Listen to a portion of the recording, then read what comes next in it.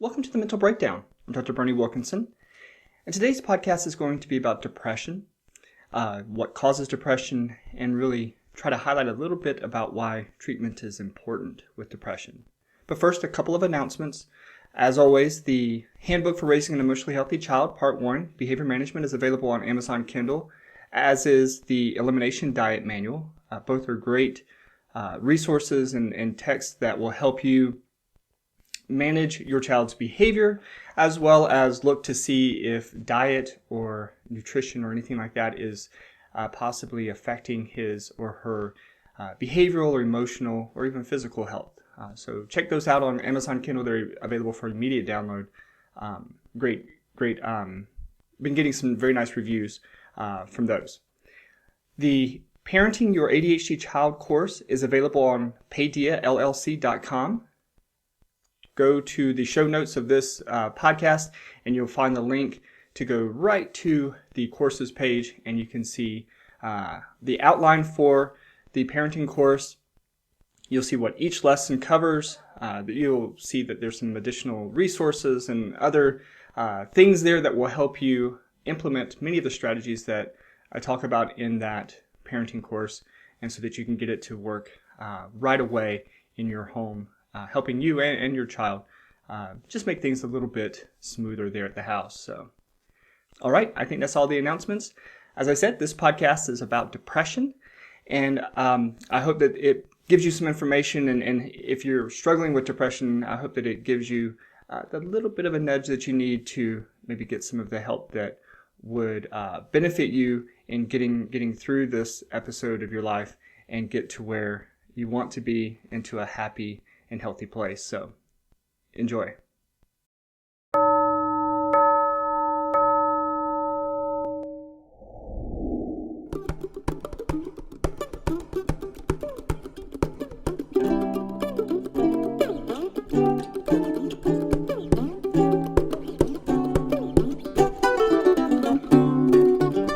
Welcome to the Mental Breakdown. I'm Dr. Berney. Today's podcast is about depression. Recently, I was sent some news reports that were some different athletes and different people have been talking about depression, and this is a problem that I have because I don't watch television very much. I do Netflix and those kinds of things. I watch lots of programs, but I don't really watch TV. So I don't watch the news. I don't do any of those kinds of things for a variety of reasons, But one of the negative consequences, I suppose, of that is that I really don't have the opportunity to see some of the news reports about different things.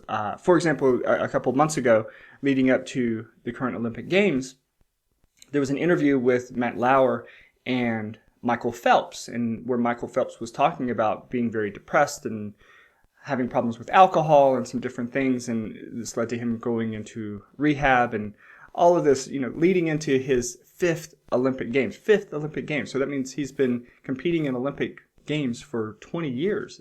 It's remarkable. But, there was that a couple of months ago, and then there was another interview, written interview, article with Allison Schmidt, who is another Olympic swimmer. But there's lots of other people who are very well known who have struggled with depression.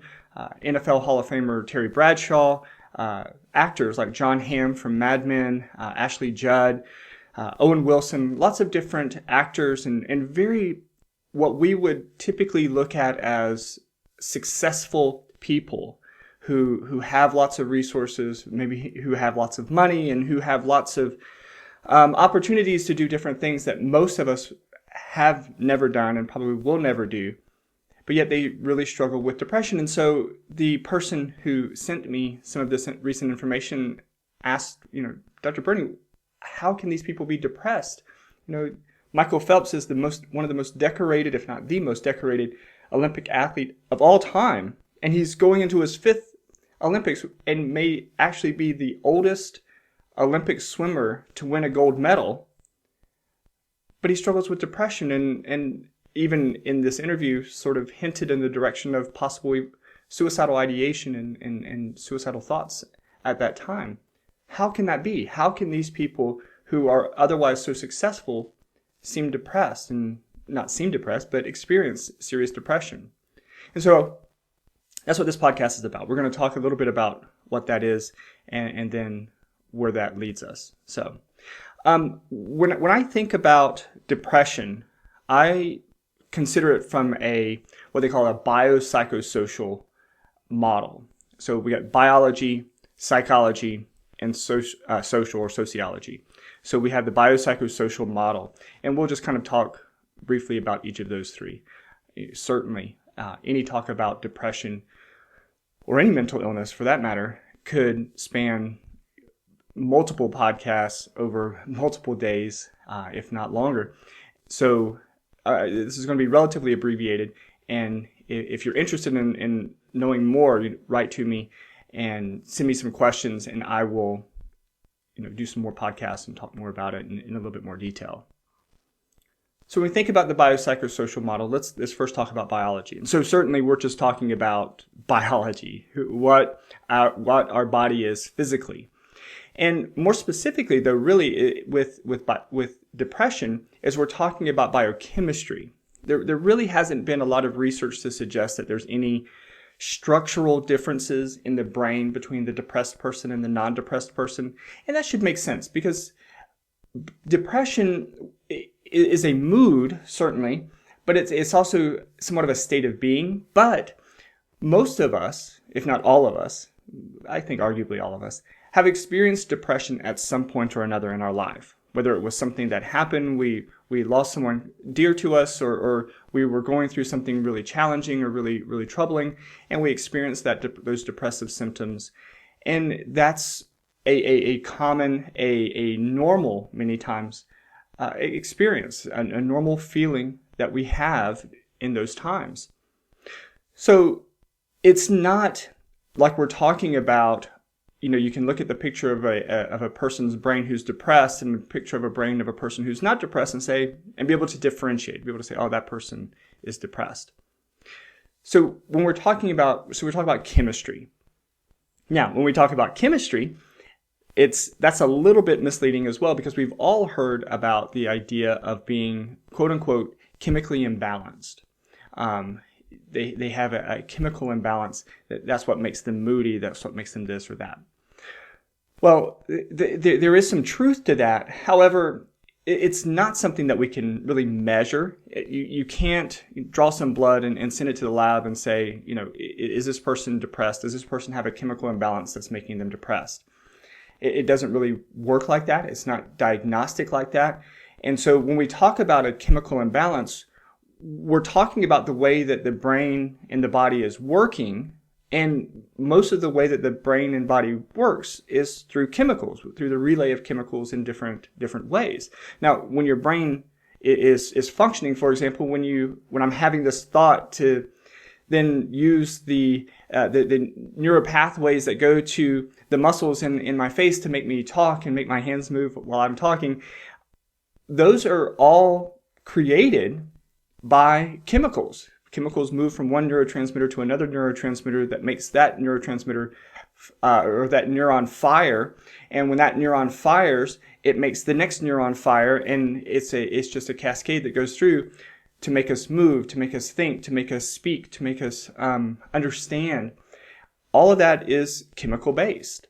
So when we say that someone has a chemical imbalance, okay, that's a great thing to say, but it really doesn't have a whole lot of meaning.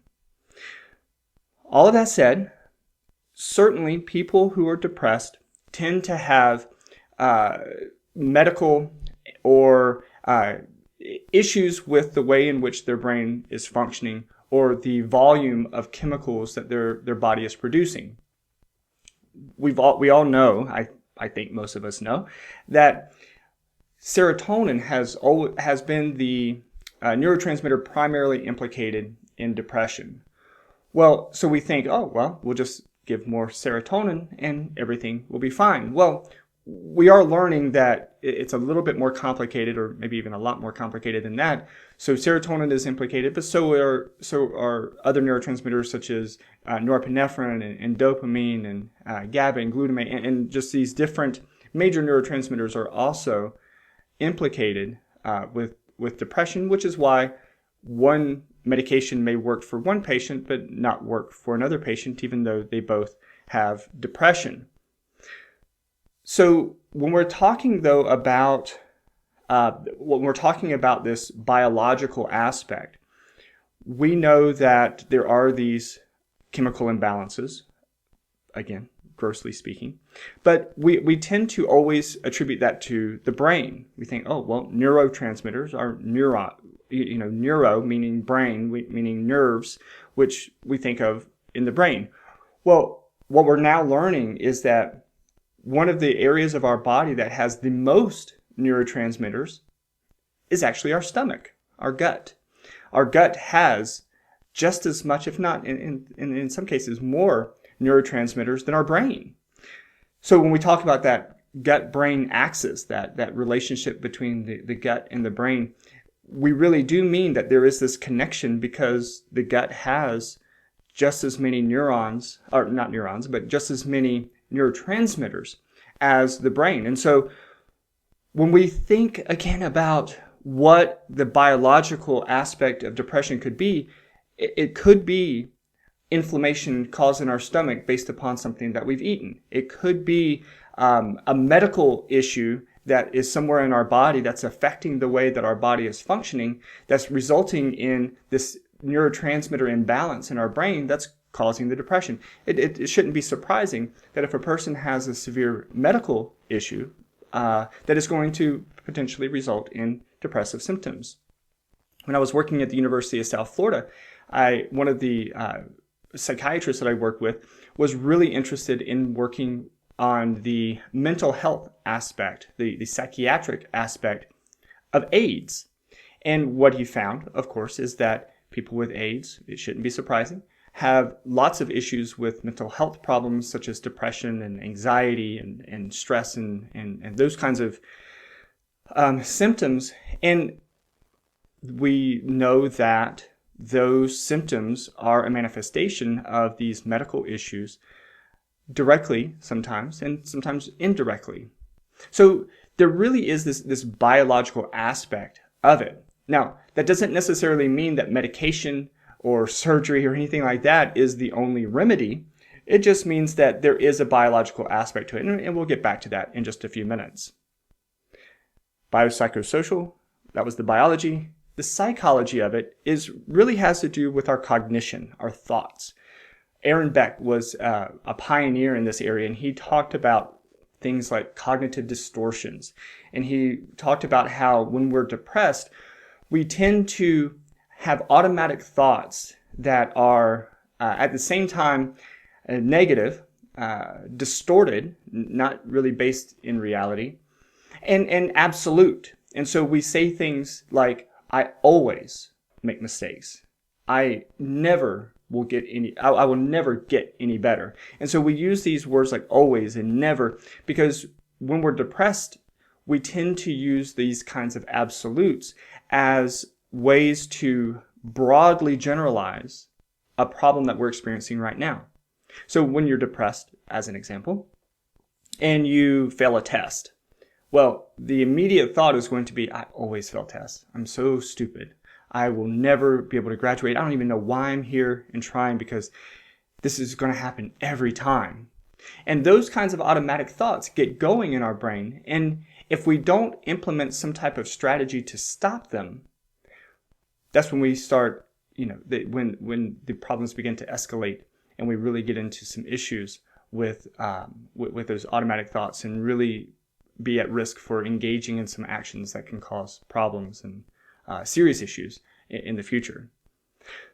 But those automatic thoughts, as Aaron Beck called them, cognitive distortions, that is one of the main targets in treatment. And again, we'll get to that in just a few minutes. But with the psychology aspect, we're really talking about those cognitions, those thoughts, those feelings and emotions that we have at the time when we're depressed that tend to maintain the depression into the future, and it just keeps perpetuating those symptoms with no end in sight. BioPsychoSocial, we had the biology, we had the psychology, and now let's talk about the social aspect. we all know that as humans, we are social creatures. So we have this interplay, this interconnection with ourselves and other people. We, for the most part, most of us are somewhat sympathetic and empathetic with other people. And so when relationships are lost, either because by a choice, someone leaves or we leave, or someone passes away or something like that, in a very real way, a part of us leaves with that person. And so we experience this bereavement and this depression, these depressive-like symptoms, grief, and things like that after the end of a relationship. Now, the other very fascinating thing, I think, about depression is that one of the main symptoms of depression is isolation, social withdrawal. So when we're depressed, we tend to pull away from other people. Now, we know that one of the ways to overcome depression is to interact and to be engaged with other people. And so we have this pattern, and I'll talk more about it in just a moment, but we have this pattern where when we're depressed, our body tends to perpetuate that depression by engaging in actions or wanting us to engage in actions, reinforcing us to engage in actions that maintains the depression. It maintains those feelings. So again, with the social aspect, when we know that interacting with other people, when we know that being with other people will make us feel better, make us happier, our depression results in us wanting to pull away and wanting us to stay away from other people. And it's a very fascinating phenomenon that happens when we're depressed. So when we think about each of these three areas, the biological, the psychological, and the social aspect of depression, it's important that we consider that the bottom line is that this twisted effect that depression has on us is that things that would otherwise help us pull ourselves up and recover from depression are exactly the things that are impacted by our depression. So we have no energy when we know that exercising is an important way to overcome depression. We lose our appetite, or we begin to be hungry or crave sugary sweets and things like that. When we know that good, healthy, vitamin-rich, nutrient-rich foods is what will get us through the depression, we go towards the sugary, simple carb route because, again, that's going to perpetuate, that's going to make us feel good momentarily, but it very quickly results in that drop that will cause more depressive symptoms. So we have this drive when we're depressed to almost stay depressed. So what do we do about it? How do we fix that? Well, this is why treatment is so important. Treatment is so important with depression because if we're not careful, this drive, this propensity to continue down a path that can be problematic is going to potentially lead us in a direction or in an area that's going to make us do things that we wouldn't otherwise do. I've worked with many patients who experience suicidal ideation, and they can tell me, when they're sort of feeling okay, they say, I like life. I want to live. I don't want to feel this way. But at the same time, they admit that when their depression is really at its peak, it's difficult for them not to think about that. So we need to remember that when we're depressed, we are this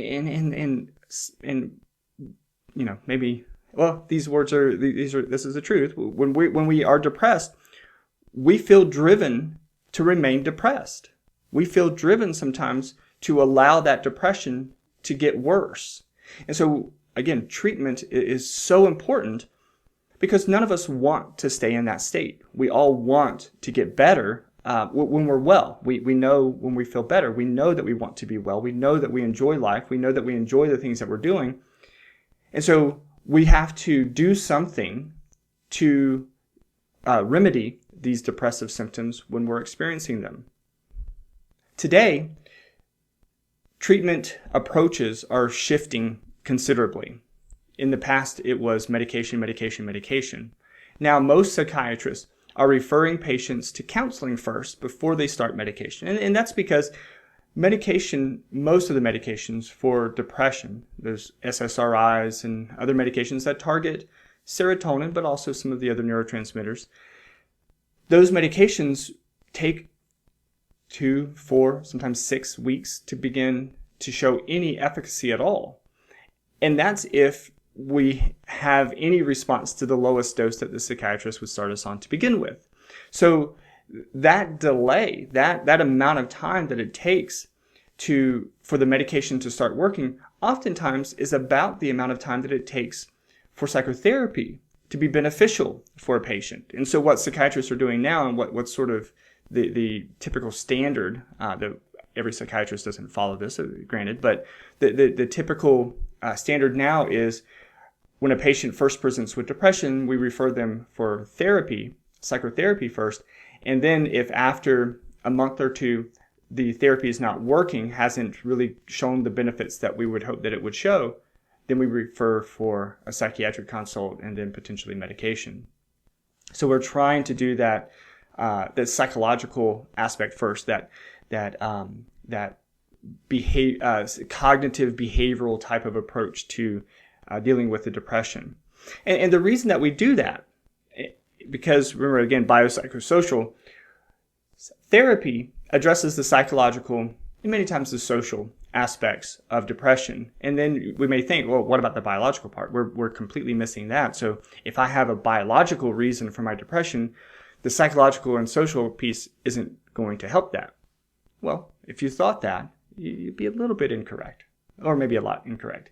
Because actually what we know is that changes in behavior, changes in thoughts, changes in emotions and feelings, changes in motivation and drive, exercising and those kinds of things, we know that all of that changes brain chemistry. There has been some fascinating research, and this is just slightly off topic, but it proves the point.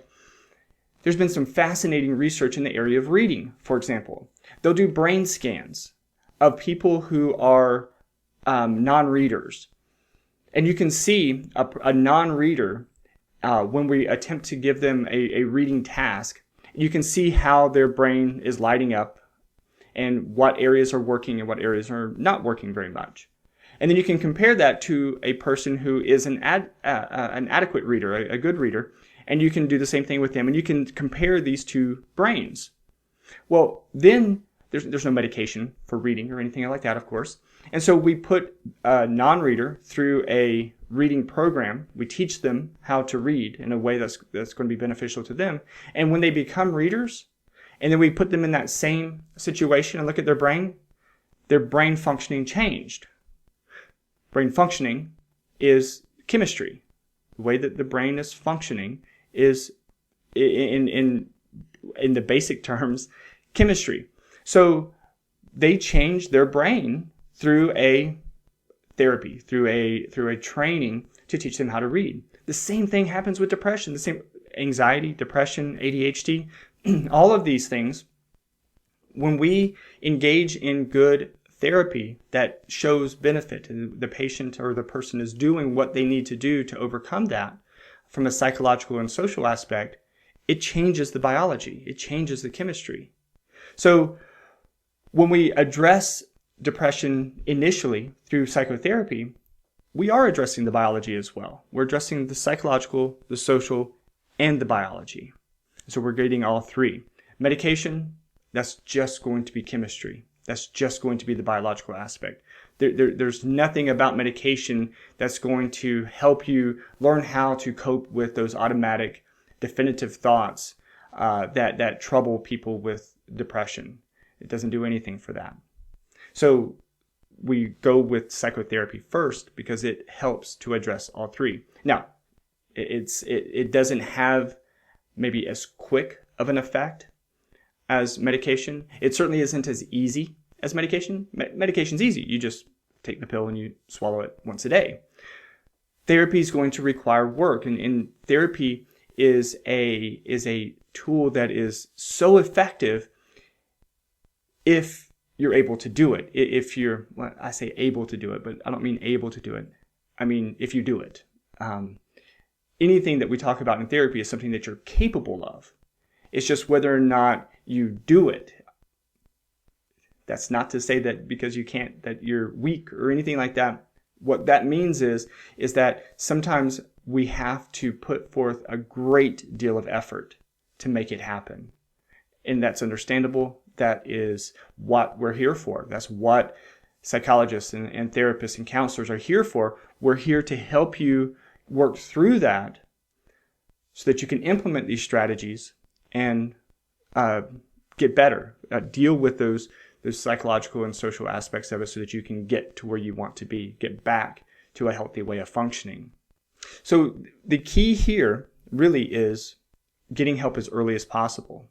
You know, I was talking earlier about how when we're depressed, our body, our chemistry, everything sort of drives us towards remaining depressed, staying in that state of depression. And so getting help as early as possible in that process sort of makes it a little bit easier for us to work on it. If you start experiencing depressive symptoms, but you don't get help for 4 or 5 months, well, that's 4 or 5 months of that perpetual reminder and reinforcement for staying depressed. So if you got treatment early on, maybe a couple of weeks into your depression, you know, diagnostically, it's a major depressive episode if you're depressed most of the day, for more days than not, for 2 weeks. So if you're depressed for 2 weeks, okay, that's a major depressive episode. If you get help then, the likelihood of a very quick response to treatment is very good. It is high. It's great. If you wait 6 months, it's going to be more challenging. It's going to require more work and over a longer period of time.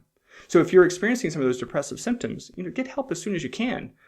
It doesn't mean you're weak. It doesn't mean that you can't do it on your own. What it means is that you're recognizing what your needs are. You're recognizing and interpreting your body the way that you need to, and getting the help and support that you need.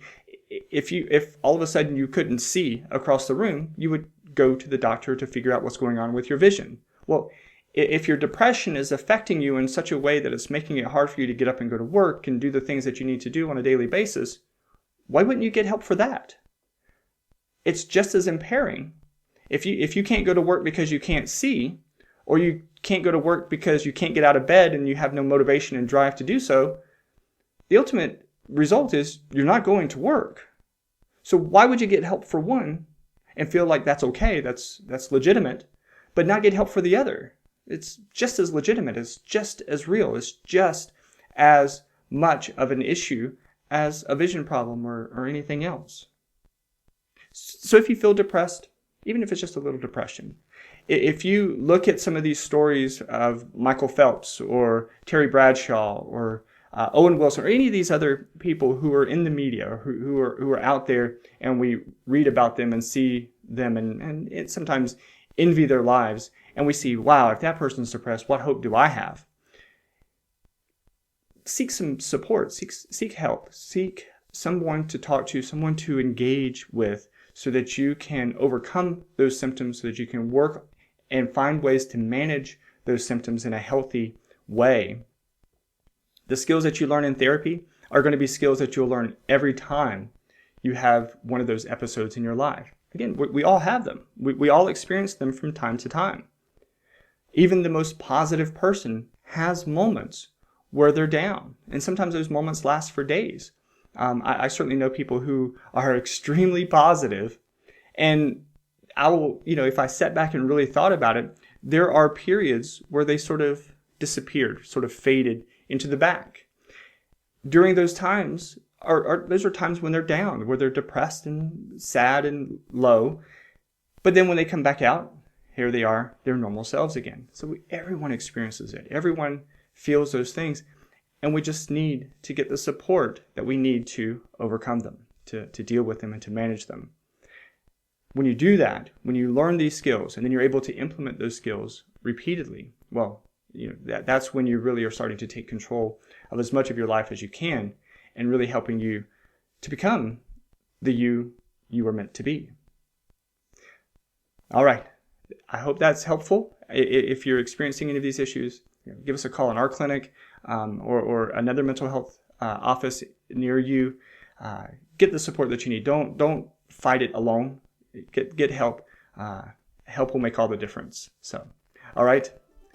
Until next time, I'm Dr. Berney. Stay happy, stay healthy, and forget to be afraid.